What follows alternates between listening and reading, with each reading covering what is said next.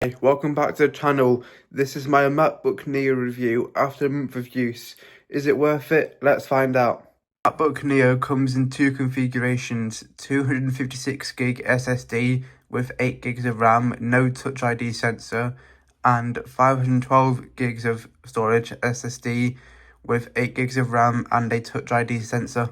Keep those specs in mind though when you're buying this, if you're going to be using it for heavy tasks like 4K video editing or stuff like that, because those specs are a bit more limiting compared to the MacBook Air and MacBook Pro models, because it has a slower SSD read and write speed.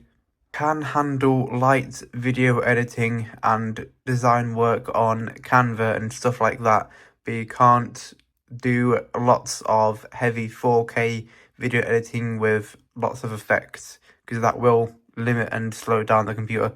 How's my use case been with the MacBook Neo? For my use with doing coding and coding my application and stuff like that, connected to a second monitor screen, TV screen, it's actually not that bad at all.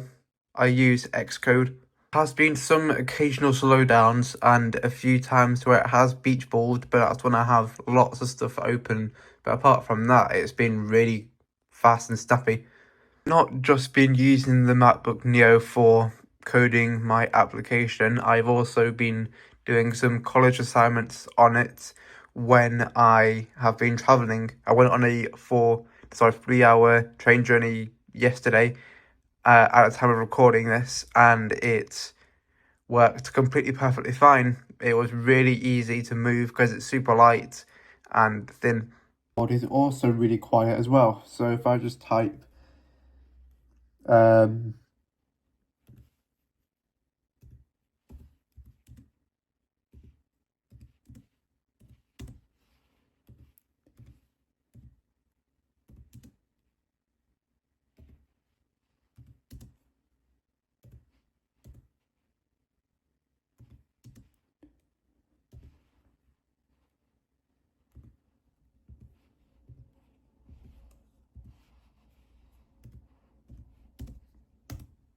you can see that it's decently quiet.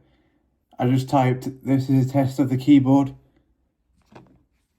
If you're in class and you need to take notes, this computer works perfectly fine with that. The keyboard feels okay, and unfortunately there's no backlit keyboard, but the light from the screen is enough to light up the keyboard and you can see what you're typing. Quick side note, you should definitely hit that subscribe button so you don't miss another one of my videos. This is a quick test of the audio at half volume.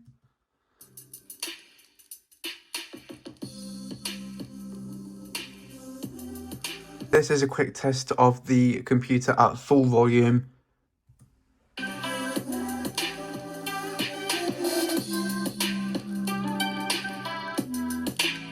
And this is what the video and microphone quality is like when you're in a dark, dimly lit room and you've got the edge lighting feature on your Mac.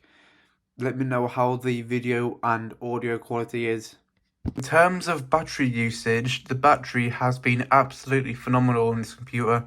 It's lasted me several days without being plugged in, and that's with heavy use, with Xcode and design stuff going on for the UI elements in my app.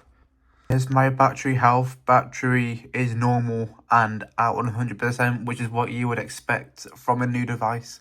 I am running the CPU benchmark now, so let's see what results we get. Bear in mind this has the Apple 18 Pro from the iPhone 16 Pro Max. Geekbench has ran and we got a single score of 3577 for single core and 9001 for the multi-core.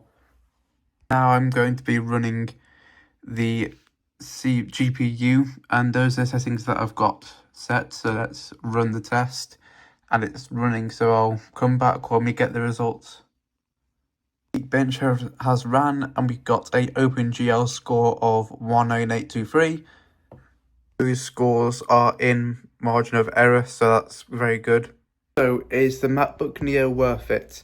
Well, if you're okay with not having a very powerful computer and you only need it for light video and photo editing work, or just for coding and work in general, then I'd say go for it. But keep in mind that you won't have a backlit keyboard and you will only have USB-C and a aux headphone port.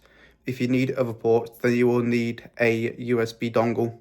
MacBook Neo starts at $599 and goes up to $699, but with student discounts, you will get it for $499 to $599.